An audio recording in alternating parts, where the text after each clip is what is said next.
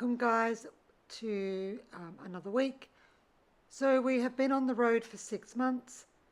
It has surely been a fantastic time.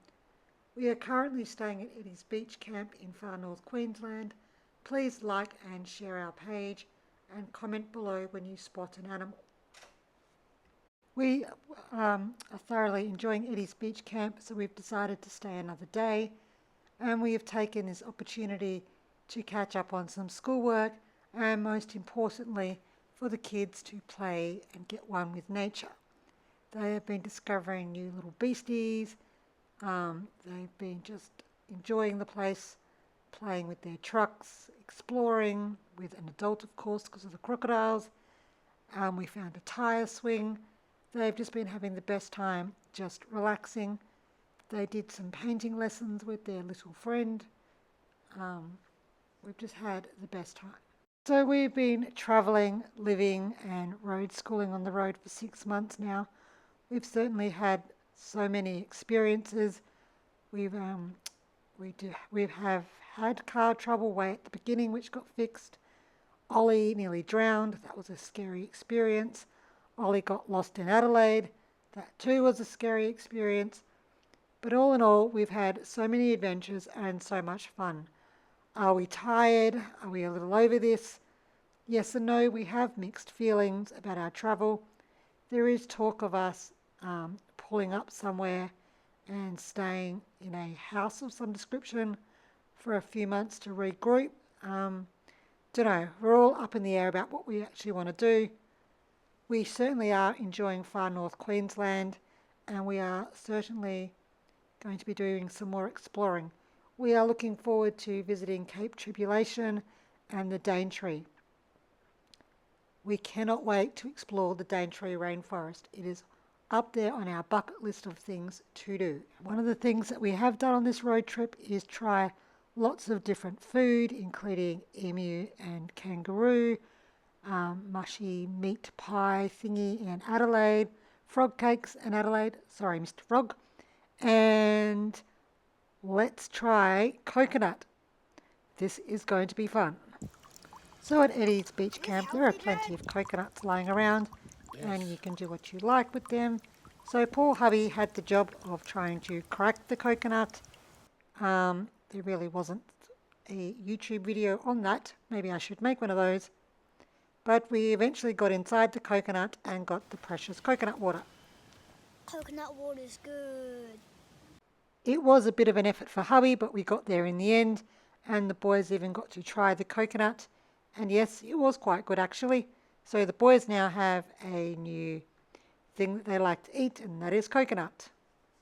So while we are taking a break from exploring, we have been catching up on schoolwork in nature, sitting by the fire and sharing our stories, and being rewarded with the most magical sunsets.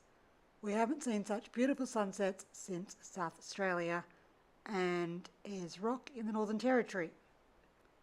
So having spent our last day at Elim Beach camp just taking a break and relaxing before we head off to the Daintree to do some exploring and lots of walking. We had a marvellous day. We made some friends here. We really enjoyed Elim Beach camp and would love to return here again one day. It is truly a magical place to visit. It is one of those must-do things in a lifetime, just like, the Great Barrier Reef and the Daintree Rainforest. Come out to here to Elim Beach camp, Elim Beach. It truly is a magical place, a magical part of Australia that you must see. On our way to the Daintree Rainforest, we will be stopping at Bloomfield Beach to do some exploring. We are miles away from a hospital or a medical centre, and wee child has cut his finger open. He is hoping that it's all good and we do not need to go find a medical post. So once we left the Elim Beach area, we had to pull over and put some air in our tyres to hit the hard surface of bitumen. And off to Bloomfield Beach we went. On our way, we stopped at the iconic Lion's Den Hotel. It is one of far North Queensland's oldest and most iconic pubs, with a history going back to 1875. It sits near the Little Annan River at Rossville, on the way to Cape York. We are not going to Cape York, but it is on the way. It was founded by Jack Ross and Annie Ross in 1875 and was named after the nearby Lion's Den tin mine. So on the way out of town, leaving Cooktown, we stopped at the local IGA to stock up on supplies, except the truck hadn't arrived, so the shop was pretty bare. As we were leaving the car park, the truck turned up. So we stopped at the IGA in Ayton, which is like a corner store. So we are making do for the next couple of days until we can get to a proper store.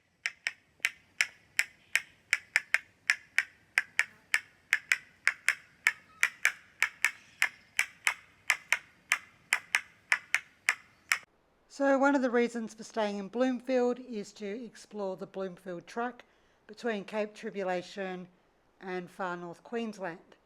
So we are not going all the way to Cape York, so we only did a bit of the Bloomfield track and we stopped at Donovan Range. So the Bloomfield track links Cooktown to the Daintree. It is four-wheel drive accessible only. So the location is on the Cape Tribulation Bloomfield track. It's north of Cape Tribulation in the Daintree region. It can be quite steep in some sections. There is rumours that this road is going to be upgraded to bitumen at some point. So the Cape Tribulation, yes, another one of those must-visit stops. Oh my God, the sand on this beach is so white, so gorgeous, and the rainforest is absolutely stunning. Here we go, another bucket list item you must do. We are all so excited to be exploring the Daintree and the ancient rainforest out here. We can't wait to go visit the actual Daintree village in a couple of days, but right now we are exploring Cape Tribulation and the magical rainforest that we are so blessed to see here. It is truly amazing. Words alone cannot describe how beautiful this place is. While we're exploring, we noticed a little island out there, and this is known as Struck Island. It's a tiny rock island you can see just offshore from Thornton Beach, which is just south of Cape Tribulation. It's only about a hectare wide, I think, and it sits in Alexandra Bay within the Hope Islands National Park. And what do you think is littered all over the beach around here but coconuts?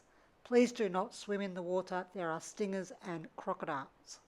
So my oldest thought it would be funny to be a pregnant coconut lady and give birth to a coconut. Okay, great imagination, little one. So yes, it's time to try more food. Daintree ice cream, which is made out of the different types of tropical fruits that are available up here in Cape Tribulation. Let's just say this was a really great experience and the boys thoroughly enjoyed all the different flavoured ice creams. Then hubby had a great idea to go on a croc cruise. If you saw the size of the boat, well, you know, I was worried. I did tell the boys to keep their hands and arms and bodies in the boat and please don't lean over the side. Mate, these beasties were huge. Spot the crocodile. Comment below when you see him. I don't know, maybe I'm a wuss, but I was stressing the whole time. That water was murky and you could not see anything. And there were lots of these fellas and their family swimming in that water. And they were just lazing on the side of the shore like they owned the joint. This is what I mean when I say be careful where you are, because going too close to their natural habitat could mean absolute disaster for you. Do not swim in any water bodies in Cape Tribulation and be careful walking along the shore. Please read all the signage and be safe. These guys would love to eat you for lunch, and yes, it does happen. One thing I must say is that the view was absolutely stunning. It was beautiful flowing along the river, going through the mangroves and the beautiful trees, and just admiring the stunning beauty surrounding us, trying not to think what lies below. Hate to know if these guys can actually jump into the boat. I would have preferred a higher boat, maybe with glass sides. Anyway, it was such a fantastic cruise, and I highly recommend this river cruise if you use your common sense. See how many crocodiles you can spot. I did have a slight giggle at the beginning when he gave the safety talk about where the life jackets were. I'm like, mate, a life jacket is not going to save you from one of these beasties. So as you shall see in the next photo and the short little video coming up, there is one of these beasties happily swimming in the water. I've circled it to make it so you can see him easier, but hey, check this guy out. Let them go deliberately to relieve that pressure. Haven't been quick enough to pick it back up again and they got away. But 4 or 5 seconds later, back in with a bigger and better grip, continue that rolling motion until they eventually drag that animal off its balance and into the water. And a large crop like that one there only needs to eat once a week. Eat a portion about the size of a domestic turkey, maybe a little larger. When it's finished eating, the natural remains of that carcass under a log, a rollo, while they're underwater. They can bite and chew, but they can't swallow. And if they did, they just take in too much water and drown. So when they want to swallow, they're going to come to the surface, throw that big head back, the diaphragmal membrane in the back of the throat opens up, they can swallow the contents of their mouth. The tour guide was really informative. He did try to be funny in some situations. He did give some stories about people that have been eaten by crocodiles. Anyway, as you can see, this is the little tin boat that we took our adventure in. See what I mean? I was stressing the whole time. We found a little playground for a quick play, and then we went off and did some more exploring.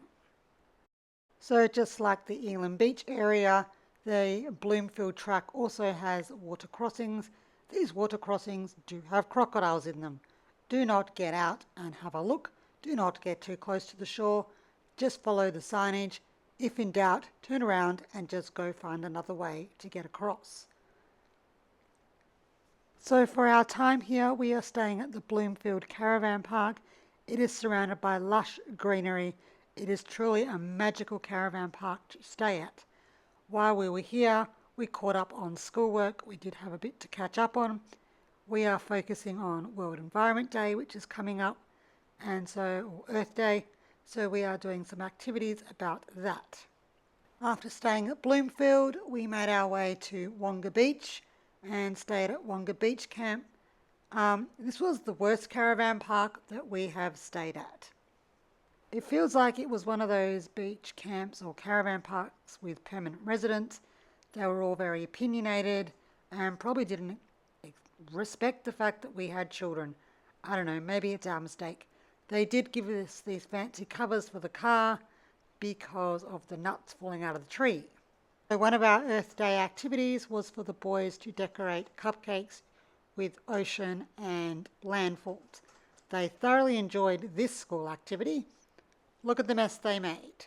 So Mossman Gorge is why we are here at Wonga Beach. We started off with visiting the Mossman markets. Mossman Gorge, what a stunning place. I fell in love with the ancient rainforest today and even went for a little splash. Yes, no crocodiles. Wait for it, it's coming up. You cannot drive up to the gorge without a permit, as it is situated in an Aboriginal community. You must park at the car park. You cannot go any further.